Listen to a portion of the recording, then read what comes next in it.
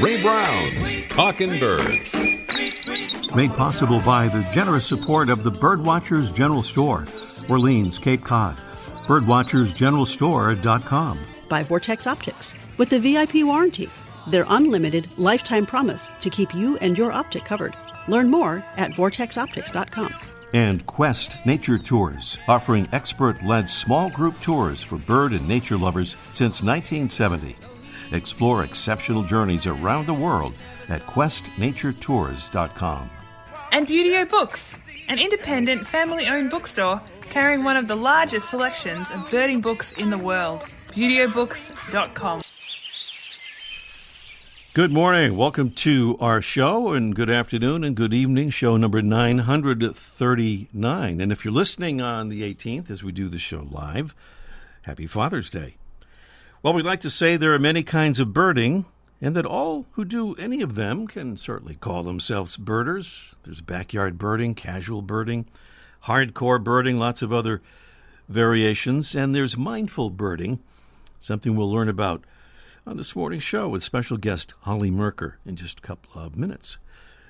Meanwhile, we'll hear our guest's name mentioned in one of the audio postcards to which we're about to listen. It's from Kimberly Mutu, reporting from a magical place called Hog Island, or near there, off the coast of Maine. First, though, an audio card from Virginia, courtesy of Alan Hale. Good morning, Ray. This is Alan Hale in Central Virginia. It's early in the morning, end of May, and we're listening here to two tanagers. The clearer one is the summer tanager, and the one farther away is the scarlet tanager. Very nice to hear both of them singing. I hope this is clear enough so that you can hear both species. Alan Hale in Nelson County, Virginia, with an audio postcard for Ray Brown's Talkin' Birds. Thank you, Alan, for that beautiful audio postcard. And now we'll hear from Kimberly Mutu and friends, up there, off the rocky coast of Maine. Hi, Ray. It's Kimberly, along with Holly Merker and the whole group from Session 2, Joy of Birding at Hog Island Audubon Camp in Maine. We're circling Eastern Egg Rock, 8 miles south of camp, the site of Project Puffin, now celebrating 50 years of successfully reintroducing puffins to the coast of Maine. Take a listen.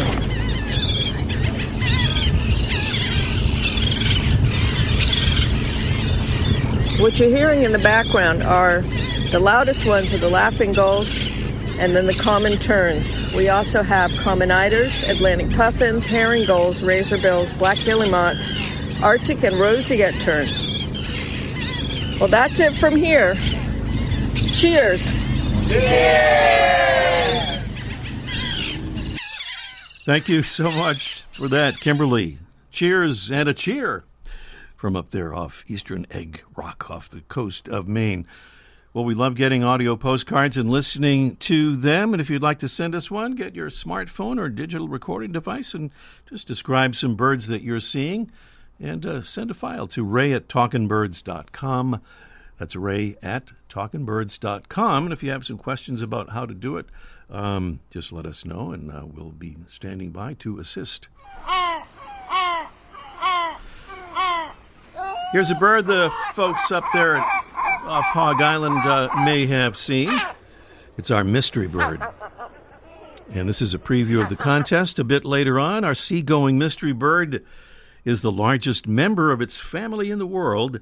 Its back and wings are deep charcoal with black outermost primary feathers, and it sports large white spots at the tip of its outermost two primaries. It has a thick yellow bill with a red spot on the lower mandible. Its legs are pale pink. Its eye color ranges from pearl gray to pale yellow with dark red eye rings. Some of the clues for our mystery bird. We'll do the actual contest in just a bit, and beautiful prizes await from Beautyo Books. And Mary's gone. Crackers. Good things to read and good things to eat via the Mystery Bird contest this morning. A salute to our Talking Birds ambassadors. A couple of home staters here from Massachusetts to thank for becoming Talking Birds ambassadors, including Rena from Middleborough, Massachusetts. And another Hog Island connection here this morning, thanks to Julie Thornton from Wayland, Mass., who says, learned about your program from someone I met at Hog Island Audubon Camp. She was originally from the Boston area, now lives outside of San Francisco, noticed the cute patch on her backpack. Thank you, Julie, and thank you, Rena.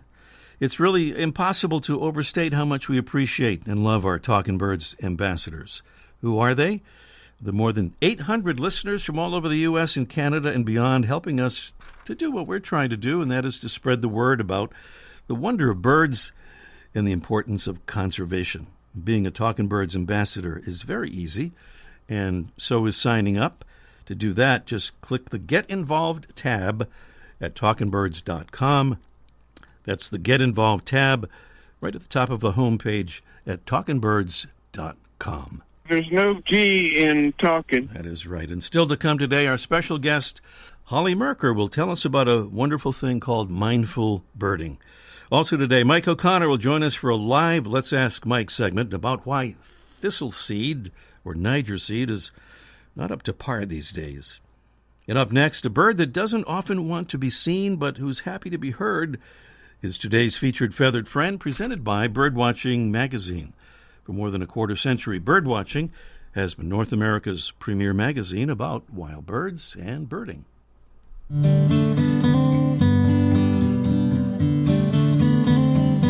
Heading home after each Talkin' Birds show, yours truly often visits the salt pans, shallow water features of salt and brackish marshes, in a place called Squantum in Quincy, Massachusetts, just south of Boston. There are often some nice views there of snowy egret, great egret, osprey, willet, greater and lesser yellowlegs, least and semi-palmated sandpiper, and lots more. And last week, a local bird forum reported a sighting there of this bird. The clapper rail.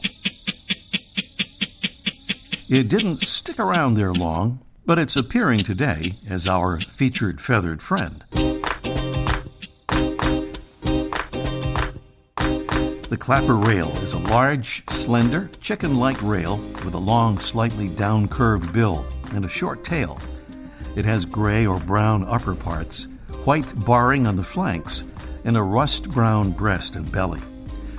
The clapper rail is usually hidden well in dense reed cover, but it sometimes stalks in the open along muddy marsh edges, twitching its short tail as it walks, searching for prey that includes crabs and crayfish, aquatic insects, small fish, mollusks, worms, and frogs.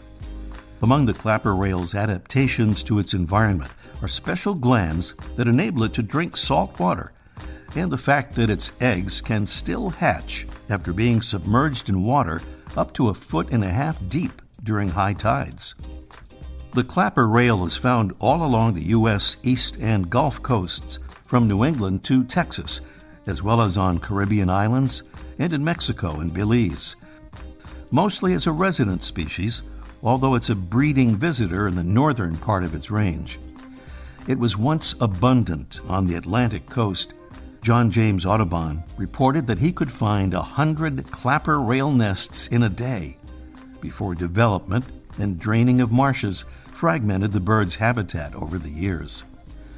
According to the North American Breeding Bird Survey, clapper rail numbers declined between 1966 and 2021, although insufficient data makes population trends difficult to assess.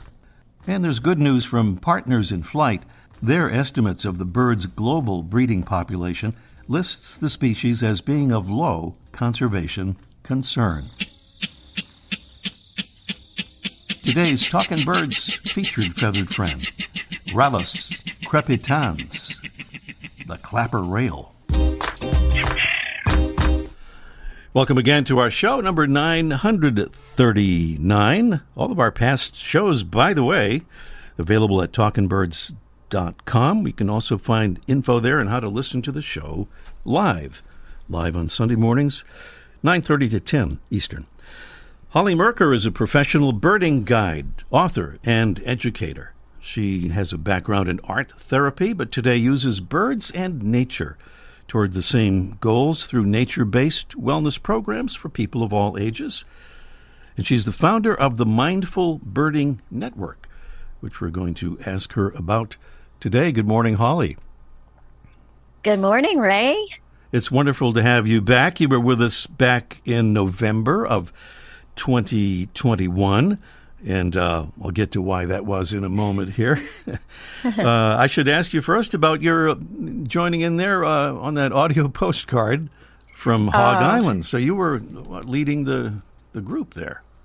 Yeah, so I was lucky enough to be the session director for adult birding camp that National Audubon has through Hog Island Camp. And this was a session called The Joy of Birding. The Joy of Birding. Somehow that seems to lead into mindful birding. So why don't we get a definition there? What is mindful birding? Yeah, so mindful birding is essentially bringing mindfulness exercises into the observation of birds with the intention to turn our attention towards birds and nature for the wellness benefits for our own self-care. Mm-hmm. We're certainly hearing a lot about that these days, self-care and the emotional and mental benefits of watching birds. So much more and more evidence about that. Well, let me go back to that November of 2021, and for folks who'd like to listen back to that, that was our show number 847 on the 7th of November in 2021, and we talked about your book, Ornitherapy, co-written with Richard Crossley and Sophie Crossley. In there you say, through simple techniques and exercises of mind and body birding, we can tune in to the birds and natural world around us, supporting our well-being while improving upon our understanding of birds. And that's really part of mindful birding, right? Absolutely. It is the core element of mindful birding. And then there's slow birding. And how does that fit in there? Yeah, well, slow birding, like ornitherapy, are both practices of mindful birding in that it invites people to take a moment just to slow down and pay attention to notice what's going on around us and cultivating some of those wellness benefits that we were just talking about. Well, you have something very personal about all of this, particularly relating specifically, I think, to birding. And I think you had a chapter or part of a chapter headlined, it describes how birding saved your life. Tell us a bit about that. Yeah, it's absolutely true. I credit birds and this practice of mindful birding with helping me get through a really difficult time in my life where I was going through a diagnosis of breast cancer at a pretty early age. I was a young mom. I was lucky enough to already be a birder, but I had no idea what companionship birds would bring me along that journey of wellness. Mm-hmm. And so this is when I first discovered how powerful birds can be in our well-being and also to support our overall health care. And now there's the Mindful Birding Network. Tell us about that, Holly, if you would, how it works, who's in it, how long it's been going? Yeah, absolutely. So the Mindful Birding Network was founded in 2021, and the network is essentially a community of people around the globe, and we serve as a hub for all things mindful birding. And we're an action-oriented group of like-minded people who gather online to highlight our collective work, to share stories, and explore mindful birding. Really, we're a community. Our gatherings that we hold occur over Zoom a couple times a year, and we promote events around the world so people can find local organizations that are supporting mindful birding. As for who's in the group, well, we celebrate all levels of interest and knowledge and abilities and skill with regard to birds and mindful birding. Many of us are professionals in mindful birding, Some of us want to learn more ways to bring the practice of mindful birding into our own communities, and others just want to learn more about the practice for the wellness benefits it provides. Well, speaking of learning, you're sort of the teacher, but I think teachers always learn from their students. What kinds of things may you have maybe learned from your students and fellows on the network? Well, it's been a really wonderful journey to watch other people explore and experience the well-being benefits of mindful birding and just birds in general, whether you're mindfully birding or whether you're practicing any sort of birding style. The transformations that we can witness through others just experiencing all by finding a sense of peace, a sense of calm, a redirection of our mental energy and tuning of our mental channels, it really is therapeutic. And so for me, just watching people experience this through the programming I provide or just by being with others who also share mindful birding practice, it's a really powerful thing. And you have a podcast now as well. Yes, I have the Mindful Birding podcast with my co-host, Dr. Holly Thomas. And this podcast was first launched in March of 2023. And we delve into this style of observation, this birding style called mindful birding, pairing elements of mindfulness and birding and amplifying the personal well-being of benefits of both of these things. And we feature voices within the mindful birding community around the world. We also have a mindful birding nerding science segment where Holly Thomas explores recent studies and scientific papers surrounding the well-being benefits. And also, since we know that birdsong offers immeasurable benefits to particularly our mental well-being, we have a segment called The Joy of Birdsong that we feature each time. Mm-hmm. Wonderful stuff. Holly Merker is a professional birding guide, author, and educator. She now uses birds and nature to deliver nature-based wellness programs for people of all ages. She's the founder of the Mindful Birding Network, which you can learn more about at this web address, and I'm sure you can find out about the podcast there.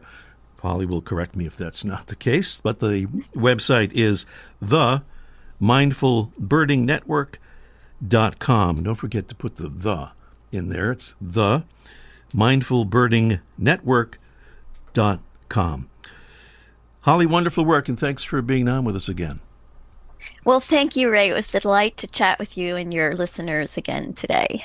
Holly Merker here on Talkin' Birds. And up next, it's our Mystery Bird contest in just 1 minute. The flutter of a tail feather, the flash of a wing bar in mid-flight. You don't always have a lot of time to identify a bird in nature, let alone to appreciate its beauty. But with Vortex Optics, you'll have the power to bring every wild moment closer. When you choose Vortex, you're choosing to have a partner in the field as passionate about nature as you are. Whether you're spotting old friends on the backyard feeder or packing for a once-in-a-lifetime trip to add a few species to your life list, Vortex offers a full range of optics and optics accessories for every birder and every budget. And whether the birds are taking you to another state or another country, you're always covered by the Vortex VIP warranty, an unlimited lifetime promise to keep you and your optic covered. If you'd like to learn more, or if you need help choosing your next optic, give Vortex a call at 1-800-4VORTEX or visit vortexoptics.com. There it is. It's our mystery bird. And before we give the description again and a list of prizes on our Mystery Bird contest, here's that reminder again about hearing our show live so that you could enter the Mystery Bird contest. For example, pretty easy to do no matter where you are on the planet, as long as you have an internet-connected device of some sort. Just go to talkinbirds.com with no G in talkin' to see how to do it. Just click on the listen button there, and very easy to follow through on that. It's our live broadcast Sunday mornings from 9:30 to 10 Eastern. Sunday mornings, 9:30 to 10 Eastern. Clues for our mystery bird. Our seagoing bird is the largest member of its family in the world. Its back and wings are deep charcoal with black outermost primary feathers. It sports large white spots At the tip of its outermost two primaries, it has a thick yellow bill with a red spot on the lower mandible. Its legs are a pale pink. Its eye color ranges from pearl gray to pale yellow with dark red eye rings. Our bird, which in North America breeds mostly along the east coast from North Carolina to Newfoundland and Labrador, has been described as pugnacious, predatory, opportunistic, and omnivorous, feeding on carrion, fish, eggs, and young of other birds, mollusks, and crustaceans, to name a few of its favorites.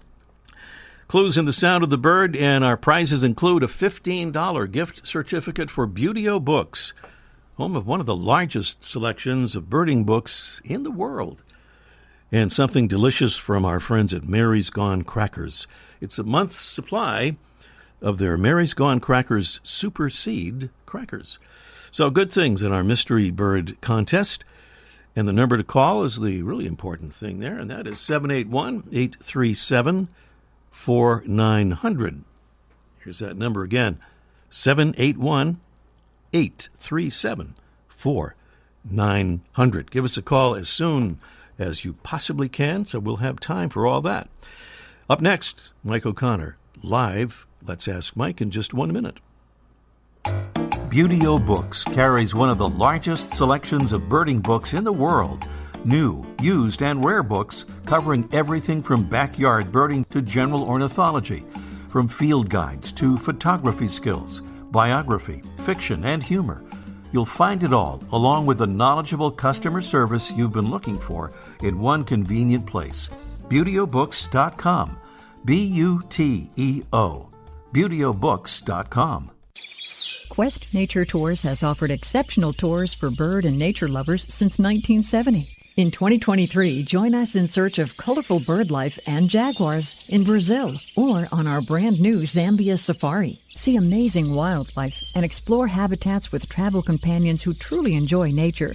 Talkin' Birds listeners receive a $150 credit towards their first tour.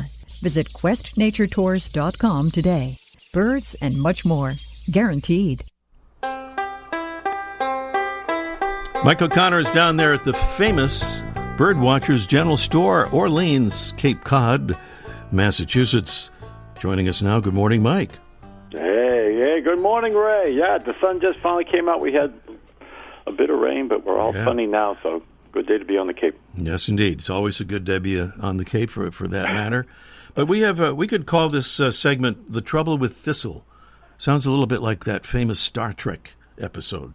I don't know if you remember. Wasn't it the Trouble with Tribbles? It's not quite the same. It's close, but it's not. Some important variations. Yeah. So thistle seed. What's the problem? We've always heard how you have to be careful because it dries out quickly, but there's more of a problem now, right? Recently there has been, and just to refresh people's memories, thistle seed, we used to call it thistle, that it's really Niger seed, comes from Asia and Africa, and it's thistle, then it was Niger, and then they changed the name from Niger to Nyjer, because because Niger looks like a racial slur, so they changed the name, and the name keeps changing. It's like trying to deal with Sean P. Diddy Combs. The name keeps changing, and the quality keeps changing because as the U.S. Department of Agriculture worries about seeds coming from overseas, they treat it with heat when it comes into the port. They sterilize it by heating it, and it shortens the shelf life of thistle seed, I'm going to call it. And so when you buy it and you keep it for a while, I found my customers, because I'm on the Cape, and a lot of people go away for the winter, and then they put their seed back out, and the birds aren't eating it because it's been too old. So with thistle or Niger, which is the same thing, you have to keep it fresh. But recently, we've become more of a problem where even when you buy it, the birds aren't eating it. And I've contacted all kinds of people, including the Bird Feeding Association, National Bird Feeding Association. They didn't even answer my questions. But I was able to track down that the problem with the Niger seed now is our old friend, and maybe you've forgotten about it, COVID-19. When a few years ago, when they shut down all the ports, because they were afraid of, trying to contain this virus, that the bird seed that was coming over from overseas was the last thing they were worried about.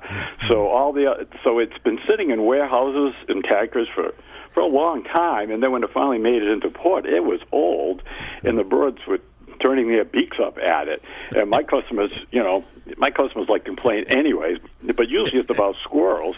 This time it was about the seed, and birds weren't eating it, and I was going to stop carrying it because it just wasn't any good. And so, but finally got hold of this guy, and he told me that it was a port issue, and now it's coming back fresh, and I've recently found a new supply, and the birds are eating it again, so that's good news. So after that long story, my advice to anyone listening is to always buy small amounts. That way, if the birds will go through it quickly, and then you can keep it fresh. And if the birds aren't eating it, you're not out, a lot of money. Buy 25, 50 pounds, just buy smaller amounts. Yeah. And it'll be good. But try to get it as fresh as you can. And that's my story for that today. All right, that's a good story. I was going to try to be helpful by saying, could you use it in baking? Those seeds. You try it. Let me know how it works. I'm going to try with some muffins maybe later this weekend. Thank you, Mike. All right, happy Father's Day, all the dads out there. Happy Father's Day to you, Mike, and we'll talk to you next week. Sounds great, man. Every Wednesday, Birdwatching Magazine sends an e-newsletter full of information of interest to birdwatchers, including recent news stories about birds, conservation, and science, photography tips, stories about places to go birding, bird ID tips, and much more. Best of all, the newsletter is free. Sign up today at birdwatchingdaily.com/newsletter. We're back to the Mystery Bird Contest, I believe. And here's the sound of that bird. 781-837-4900 is the number to call. And we have Ted in the great city of Lynn, Massachusetts. Good morning, Ted. Good morning, Ray. Good morning. What do you think, Ted? You heard the clues, and you most certainly must have heard that bird. You couldn't miss it there. What do you think? I think it's the Thayer's gull. Thayer's gull. That is an interesting guess. Let's see what our judges have to say. Oh. That didn't sound like the thing we wanted to hear. Not a Thayer's gull, but a top-quality guess, Ted. Well, thank you, Ray. Happy Father's Day to you. Thank you, and to you, and thanks for calling. And we're back to another call here. This time it's Doug in the great state of Virginia. Good morning, Doug.